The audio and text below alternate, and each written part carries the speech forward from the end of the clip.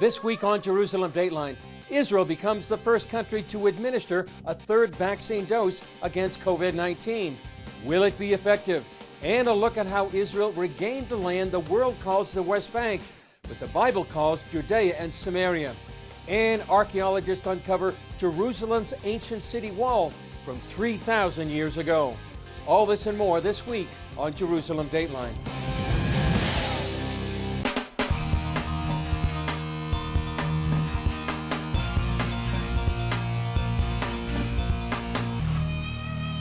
Hello and welcome to this edition of Jerusalem Dateline. I'm Chris Mitchell. Israeli Prime Minister Naftali Bennett announced Israel will be the first country in the world to begin a third COVID vaccination.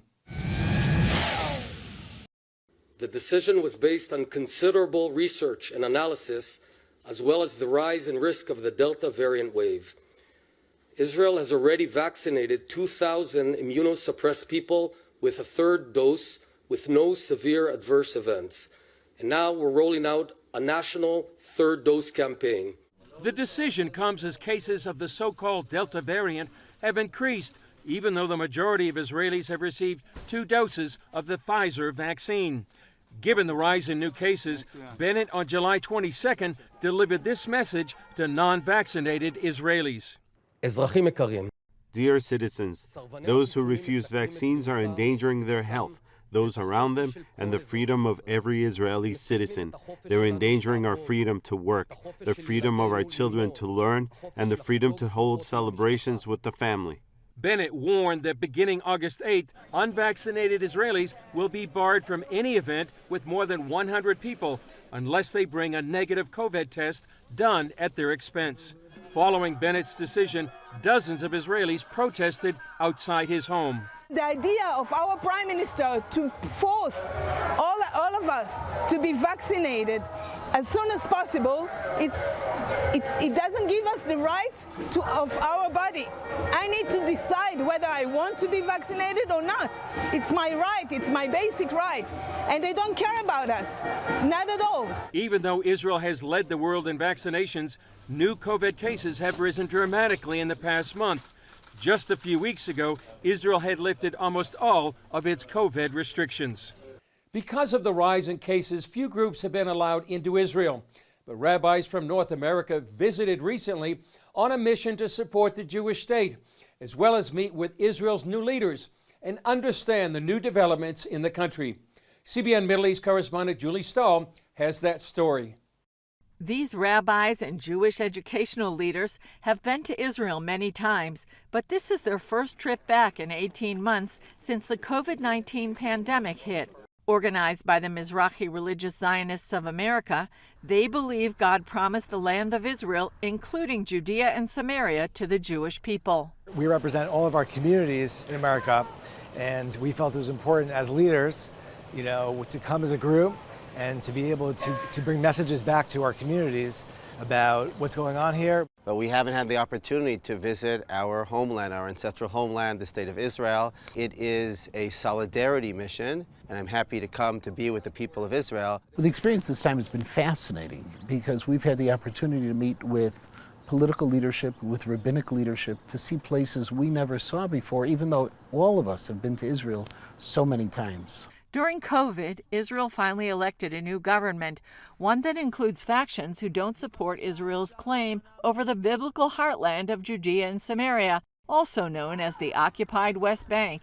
The Israeli claim to that land is a subject of particular interest to the group, which met several Knesset members representing a wide range of opinions. Meeting people is the key. Encountering relationships is everything. Reading the media, understanding that this government was certainly going to be different than previous governments. Rabbi Ari Rakoff, Executive Vice President of Mizrahi Religious Zionists of America, said both Prime Minister Naftali Bennett and President Isaac Herzog were educated in religious Zionist schools in the U.S. We feel like we really had a chance during this trip to just understand the issues better and have a dialogue with them. What happens, happens. That's in God's hands. We pray for the governments. It was wonderful to have an open dialogue with so many people who were just so passionate. This is true democracy. Change is always complicated. and it can very often be very good. And we're hoping that we'll be able to overcome the complications and reach the point of good with the new government. They visited Israeli Gaza border communities targeted by more than 4,000 rockets during the 11-day Israel-Hamas war in May, and traveled to the city of Lod, where 11 synagogues were burned during the worst violence between Jews and Arabs in Israel in decades. Lod was very painful because it was a community which everyone had such great dreams of, how Arabs and Israelis could live together in peace, and how we thought they were living together in peace, and all of a sudden, in the blink of an eye, violence erupted that was so reminiscent of the violence pre-state and the violence of 1929. When you spoke to the residents, you sensed the trauma that the people are going through. So I actually asked one of the residents, so what's the plan going forward?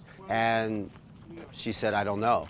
CBN News accompanied the group on their trip through the biblical heartland of Samaria. They met with Davidi Ben-Zion, deputy head of the Samaria Regional Council. We're in complicated time.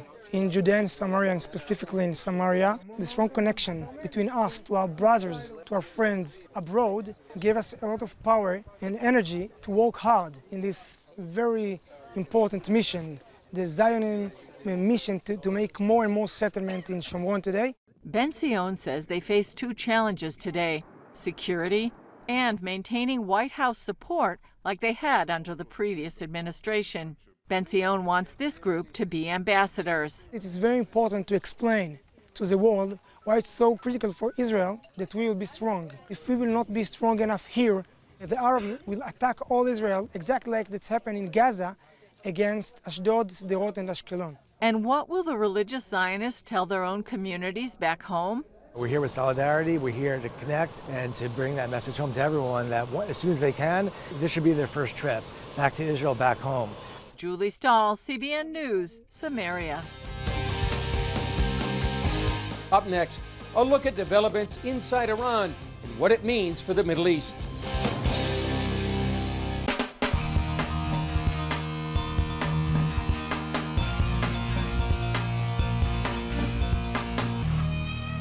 Last week, we reported on an historic visit of Iranians here to Israel. We talked about the aftermath of that visit and what's going on inside Iran right now with Eli Kohanim, Senior Fellow at the Center for Security Policy. Eli Kohanim, thanks for joining us on Jerusalem Dateline. Great to be with you. Great to be with you, Chris. Last week, there was really historic visit of some Iranians, expats that came here. Tell me what happened during the trip and sort of what was the impact of it. So, Chris, this was a delegation of Iranian Muslims coming for the first time to Israel after the 1979 Islamic Revolution in Iran. And they came because they wanted to express solidarity with Israel and the Jewish people following the Gaza conflict, which they understand is an Iranian proxy. Hamas is an Iranian proxy. Palestinian Islamic Jihad is an Iranian proxy. These terror groups are attacking Israel on behalf of the Iranian regime, and they felt that this was the moment for them to come to Israel and show their rejection of this hatred that the regime espouses. A lot of people may think of Iran just in terms of the regime, but it's really not like that, is it? And do these men represent another point of view of Iran? They wanted the Israeli people to understand that the Iranian people are not the same thing as the Iranian regime. And they told me they wanted to come to Israel and face-to-face tell Israelis that they love Israel. And they really support the Jewish people in the Jewish people's desire for a sovereign state and to have a Jewish state of Israel. What impact did it have on them? They couldn't believe that Israelis were warmly embracing them, were welcoming them into their country and into their homes. We went to an IDF army base, and these gentlemen for the first time met an Israeli soldier. A couple of the delegation were people who were born after the 1979 revolution, and so they were raised under the propaganda of the Iranian regime. What they told me was that growing up, they were told that Israeli soldiers were ruthless, soulless killing machines with the most advanced technology. And so this was the image that they were told about Israeli soldiers. They come on this army base, they meet these 19-year-old Israeli men and women who are being so kind to them, who would cut up fruits and vegetables for this visit, who were talking to them, just buddy, and also telling them a little bit about the Hezbollah threats, because we were on the border of Lebanon at the time. And so these Iranians just couldn't believe that despite all that the regime does to really threaten the Jewish state, that the Israeli soldiers and Israeli citizens warmly embraced them and welcomed them into their country. They also talked about what's called the Cyrus Accords. It was really new to me. Tell us what the Cyrus Accords are. Well, they wanted to pay tribute to one of the great leaders of ancient Persia, Cyrus the Great, who at the time gave the Jews the permission and the encouragement to rebuild the Second Temple here in Jerusalem. And so the Persian-Jewish relationship is an ancient one that spans thousands of years. And so they want to rekindle that ancient relationship and bring the Jewish people and the Persian, the now Iranian people back together under the banner of a Cyrus Accords peace deal. So this comes on the heels of the Abraham Accords. If you go back 2 or 3 years, a lot of people wouldn't even have expected this to even happen. Are you feeling the same thing, that it really could happen, something like the Cyrus Accords? We think it could happen under a free Iran. Certainly this current regime, which again espouses hatred towards America, constantly says death to America, death to Israel. This is not the regime that's going to make peace with the Israeli government. But today, right now, as we're speaking, Chris, the Iranian people are out on the streets. They're demonstrating against the regime. They're shouting, death to Khamenei, who's the supreme leader in Iran. And they're also chanting, not for Gaza, not for Lebanon, but for Iran, which means that they're rejecting the Iranian government spending the country's resources to fund these terror operations against Israel. And so, there is, I think, certainly a hope for a brighter future when the Iranian people are free of this regime and can make peace with all of their neighboring countries. Well, we hope that freedom does come to the Iranian people. Eli Kohanim, thanks for joining us. Thank you for having me, Chris. Up next, a look at the land the world calls the West Bank, but others call Israel's biblical heartland.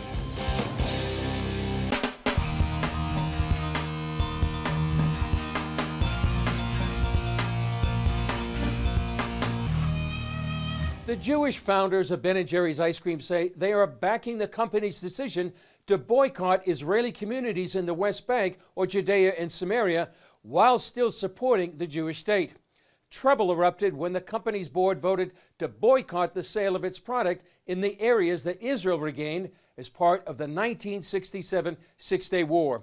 Here's a story we did on the 50th anniversary of that war about that disputed territory. Much of the world calls the playgrounds these children enjoy an obstacle to peace. That's because they're in Judea and Samaria, otherwise known as the West Bank. Are we witnessing prophecy unfolding right now after the 1967 war? Absolutely. It says that the sound of children playing in the streets will be heard once again. So you hear it, you see it. I spoke with former Shiloh Mayor David Rubin in Shiloh, overlooking the road of the patriarchs, the highway Abraham, Isaac, and Jacob would have traveled on.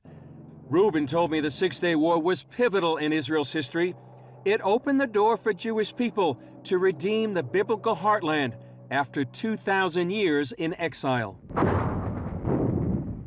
Places like Jerusalem, home of 2 consecutive Jewish temples, Bethlehem, the birthplace of Jesus, Hebron, where Abraham, Isaac, and Jacob and their wives are buried, and Shiloh, where the tabernacle stood for 369 years.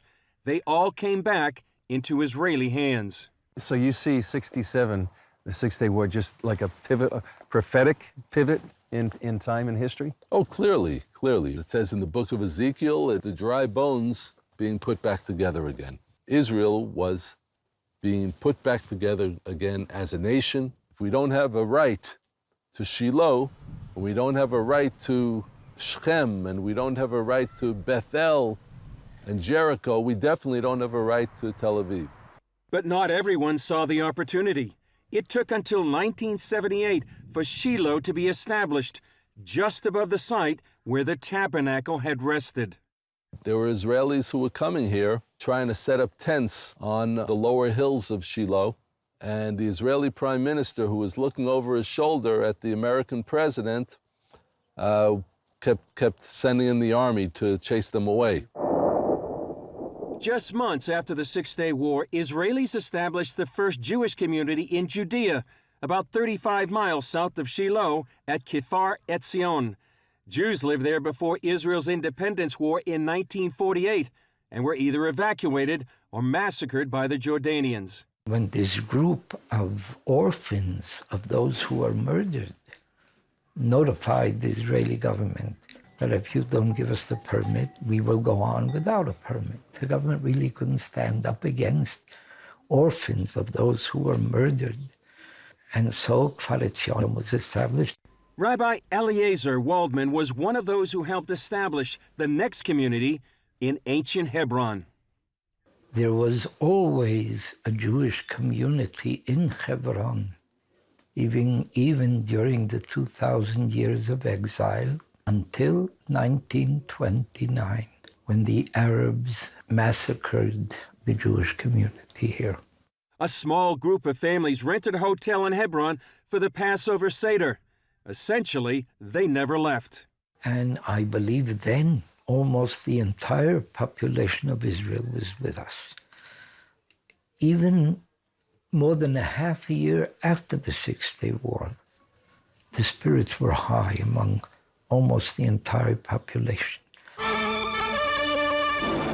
Thousands of Israeli pilgrims enter the old city of Jerusalem for solemn religious ceremonies. All of the media was with us. Yeah, I even remember headlines, passages of the prophets hovering in the air.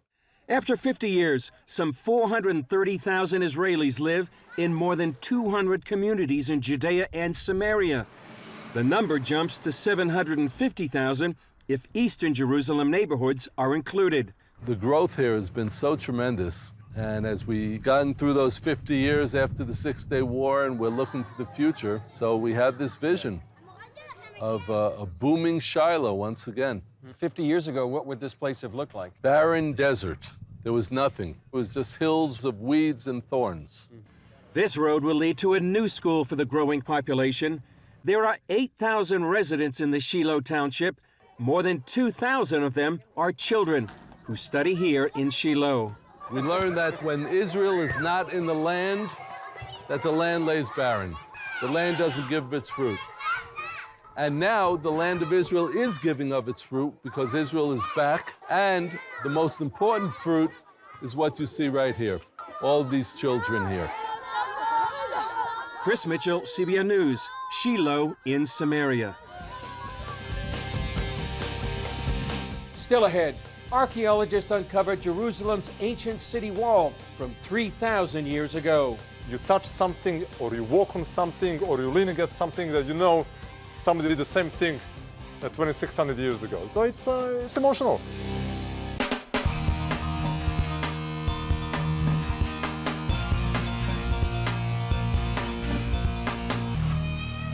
Archaeologists excavating in Jerusalem have uncovered part of the ancient city wall from almost 3,000 years ago.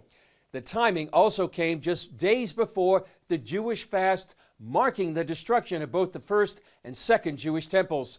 CBN Middle East correspondent Julie Stahl shows us why that's a key part of the discovery. Finding this part of the wall in the City of David archaeological site provides a key to understanding the First Temple era of ancient Jerusalem. In the 60s, famous British archaeologist Kathleen Kenyon, just a few meters north of here, uncovered 30-meter section of the same wall.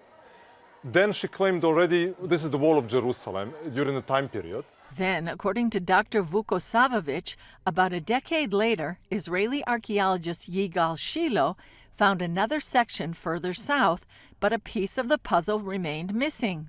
For a number of years, we attempted to find additional sections of this wall, and we couldn't. So much so that we started doubting the existence of this wall. That brings us to this discovery of two more sections, which clears up the mystery. So now we can conclusively say that yes, the city of David at least had one massive wall that surrounded the city of David.